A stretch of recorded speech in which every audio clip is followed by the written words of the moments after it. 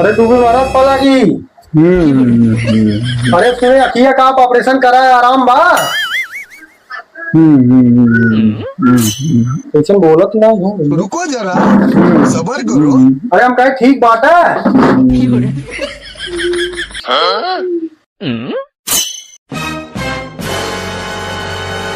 मेरी आंख से धुंधला दिख रहा था तो मैंने डॉक्टर को दिखाया। डॉक्टर ने चेकअप करने के बाद बताया कि आपको मोतियाबिंद की समस्या है, ऑपरेशन करना पड़ेगा।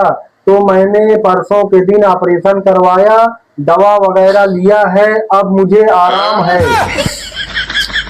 और राजू दुबे महाराज ये चीजिया तो राजू मुंहों से बोल सकत रहा भैया।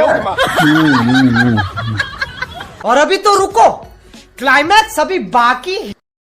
आपके जैसे दिन में 10 आदमी आते हैं, बताते बताते आग से ज्यादा मेरा मुंह दुखने लगा है। इसके लिए मैं पर्ची में लिख के रखा हूँ।